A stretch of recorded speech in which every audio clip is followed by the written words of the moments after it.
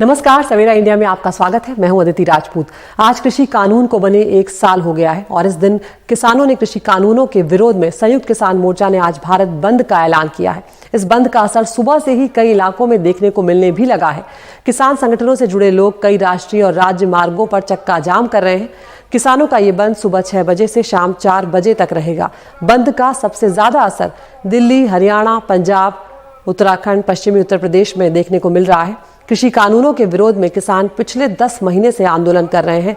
वहीं किसान नेता राकेश टिकैत ने कहा है कि कानून वापस नहीं लिए गए तो जहां चुनाव होंगे वहीं पर किसान संगठन सरकार के खिलाफ प्रचार करेंगे। किसानों के इस बंद का विपक्ष के कई राजनीतिक दलों ने भी समर्थन किया है, जबकि कृषि मंत्री नरेंद्र सिंह तोमर ने किसानों से अपील की है कि वो आंदोलन का रास्ता छोड़कर बातचीत का रास्ता अपनाएं।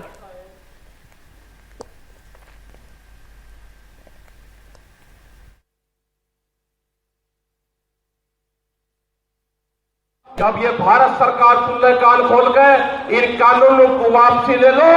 जितना जल्दी ले लोगे आपके फायदा में होगा, नहीं तो ये आंदोलन पूरे संयुक्त मोर्चे के लोग पूरे देश भर में जाएंगे, मीटिंगें करेंगे, आपके खिलाफ आंदोलन करेंगे। आपके जहां जहां चुनाव होंगे, आपके चुनाव पे वोट की चोट करने का काम करेंगे। मैं किसान बंधुओं को आग्रह करना चाहता हूं कि वो आंदोलन का रास्ता छोड़कर वार्ता का रास्ता अपनाएं। सरकार उनके द्वारा बताई गई आपत्ति पर विचार करने के लिए तैयार है और इससे पहले भी कई बार बात हो चुकी है, लेकिन इसके बाद भी अगर उन्हें लगता है कोई बात बची है तो जरूर सरकार बात करेगी। केंद्रीय कृषि मंत्री नरेंद्र सिंह तोमर का कहना है कि कई दौर की बातचीत किसानों के साथ हो चुकी है और अगर उन्हें ये लगता है कि अभी भी कोई बात बाकी है तो बातचीत का रास्ता खुला हुआ है। उन्हें आंदोलन का रास्ता छोड़ना चाहिए और बातचीत के लिए आगे आना चाहिए। तो किसानों के बंद की अलग अलग जगहों की तस्वीरें हम आपको दिखा रहे हैं। संयुक्त किसान मोर्चा ने यह ऐलान किया है। सुबह 6 बजे से शाम के 6 बजे तक किसानों ने आज भारत बंद का ऐलान किया है। और हमारे साथ जुड़ रहे हैं हमारे सहयोगी सौरभ शुक्ला गाजीपुर बॉर्डर से, जहां पर किसान सुबह से ही भारी तादाद में जुटे हुए हैं। सौरभ, किस तरह की तस्वीरें, सबसे पहले आपसे मैं यही कहना चाहूंगी, सबसे पहले हमें तस्वीरें दिखाएं, वहां का किस तरह का माहौल है। और सौरभ, यहां पर कृषि कानून को बने 1 साल हो गया। आज ये जो किसानों ने एक तरह से जो भारत बंद बुलाया है, इसका मकसद क्या है? क्योंकि अब हम देख रहे हैं कि ये जो आंदोलन है एक बार फिर से तेजी पकड़ रहा है। सौरभ जी बिल्कुल, देखिए आदित्य, ये गाजीपुर बॉर्डर है और यहाँ पर देखेंगे दिल्ली पुलिस ने पहले ही कई बैरिकेडिंग लगा दिए हैं ताकि जो डाइवर्जन्स करने हैं वो आसानी से किया जा सके। जिससे सुबह ही देखेंगे यहाँ पर हमारे कैमरा पर्सन दिखाएंगे आपको, यहाँ पर ट्रैफिक थोड़ा खुला है, लेकिन पीछे लगभग 1 किलोमीटर ट्रैफिक सुबह से ही शुरू हो गया है। क्योंकि जैसे ही गाजीपुर एक्सप्रेस वे गाजीपुर पर इन्होंने दिल्ली मेरठ हाईवे बंद किया तो दिल्ली पुलिस ने 1 किलोमीटर आगे बैरिकेडिंग लगा दी ताकि वो ठीक से डाइवर्जन कर सके। तो ये तस्वीरें ठीक गाजीपुर जो बॉर्डर है उसका पुल उसके नीचे है और जो किसान है वो इस पुल के ऊपर, ये रास्ता जो ऊपर वाला ये पुल है जो हाईवे देख रही है ऊपर, यही मेरठ की तरफ जाता है। जो एक तरफ जब मेरठ की तरफ से जब दिल्ली आते थे तो उस पर किसान पहले से बैठे हुए थे, लेकिन जो दिल्ली से मेरठ जाने वाला रास्ता था और उसे किसानों ने पूरी तरीके से ब्लॉक कर दिया है। तो सुबह 6 बजे किसानों ने ये रास्ता ब्लॉक किया है और शाम 4 बजे तक किसान वहाँ पर बैठे रहेंगे। सिर्फ एम्बुलेंस और इमरजेंसी सर्विसेज की गाड़ियों को अलाउ करेंगे। किसानों का ये भी कहना है कि वो पूरी तरीके से ये इनका जो भारत बंद है शांतिपूर्ण रहेगा। वो किसी भी प्रकार की हिंसा में नहीं उतरेंगे, वो पुलिस का सहयोग करेंगे। यहाँ तक कि थोड़ा सा आगे किसान भी कोशिश कर रहे हैं कि वो रूट डाइवर्ट करके ट्रैफिक मैनेज कर ले, तो ये भी हो रहा है। तो धीरे धीरे कई जो महत्वपूर्ण सड़कें हैं दिल्ली एनसीआर की वो बंद होने लगी हैं। आपको बताएं तो जैसे कि दिल्ली मेरठ एक्सप्रेस वे गाजीपुर में NH24 NH9 बंद कर दिया है किसानों ने। इसके अलावा डासना टोल पर जो ईस्टर्न पेरिफेरल एक्सप्रेस वे जाता है उसे किसानों ने बंद कर दिया है। तो बहुत सारे डाइवर्जन्स किए हैं दिल्ली पुलिस और गाजियाबाद और नोएडा पुलिस ने मिलकर। जिनको अब हापुड़ जाना है वो नोएडा होकर के जाएंगे, लगभग 50 किलोमीटर का एक्स्ट्रा रन हो जाएगा उनका। तो फिलहाल जो भारत बंद की शुरुआत है वो मिलीजुली प्रतिक्रिया के साथ आ रही है अदिति। और दूसरी सबसे बड़ी बात है कि दिल्ली के अंदर ज़्यादा प्रभाव नहीं होने वाला है, लेकिन अगर दिल्ली के अंदर आना है या दिल्ली से बाहर जाना है जिनको भी, उन्हें लगभग 1.5 से 2 घंटे का वक्त लेकर निकलना होगा, क्योंकि डाइवर्जन इतने ज़्यादा हैं, ज़्यादा मुख्य सड़कें हैं वो बंद हैं। सिंघू बॉर्डर पहले से ही बंद है, टिकरी बॉर्डर बंद है, दिल्ली गाजीपुर हाईवे जो यूपी को जोड़ता है वो बंद है। तो पूरा घूम करके जो एक्सप्रेसवे है नोएडा के पास से, वहाँ से लोगों को आना जाना पड़ेगा। दूसरा जो सवाल अदिति आपको था कि किसानों का बिल्कुल जाहिर सी बात है आंदोलन तेज़ी पकड़ रहा है धीरे धीरे। उत्तर प्रदेश में चुनाव है, पंजाब में चुनाव है, ये वो 2 राज्य हैं जहाँ पर किसान आंदोलन का ज़्यादा जोर है।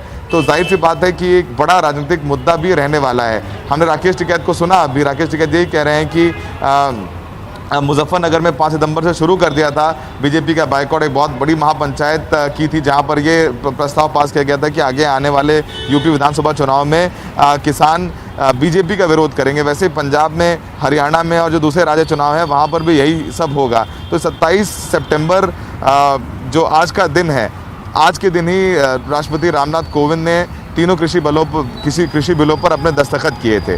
तो वो 1 साल है, इसलिए पूरा भारत बंद बुलाया गया है। हरियाणा के बहादुरगढ़ में, झज्जर में किसान रेलवे ट्रैक से बैठ गए हैं। शंभू बॉर्डर जो पंजाब हरियाणा का बॉर्डर है उसे किसानों ने बंद कर दिया है। तो खासकर पंजाब, हरियाणा और पश्चिमी उत्तर प्रदेश में भारत बंद का ज़्यादा असर देखने को मिल रहा है। धीरे धीरे और जो है तस्वीरें आएंगी और स्थिति साफ होगी कि भारत बंद किसानों ने कितना बड़ा कर रखा है और सरकार जो पूरी कोशिश कर रही है कि यातायात या रेलवे ट्रैक्स ना बंद किए जाए, वो कितनी सफल होती है। अदिति बिल्कुल, तो किसानों की यहाँ पर कोशिश है। शुक्रिया सौरभ इस तमाम जानकारी के लिए। तो किसानों की कोशिश यहाँ पर ये है कि जो इमरजेंसी सर्विसेज है उन्हें ना रोका जाए, अगर किसी तरह की दिक्कत लोगों को है तो वो ना की जाए, और शांतिपूर्ण इस आंदोलन को, इस भारत बंद को किसान रखना चाहते हैं। और जैसे जैसे दिन चढ़ेगा किसानों का ये आंदोलन जो है, ये भारत बंद जो है और तेजी पकड़ेगा। इस खबर पर हम बने रहेंगे। एक छोटे से ब्रेक के लिए रुक रहे हैं और अब बात करते हैं राजस्थान की, जहां रविवार को करीब 16 लाख छात्रों ने रीट के लिए परीक्षा दी है। 31,000 शिक्षकों की भर्ती के लिए हुई इस परीक्षा के लिए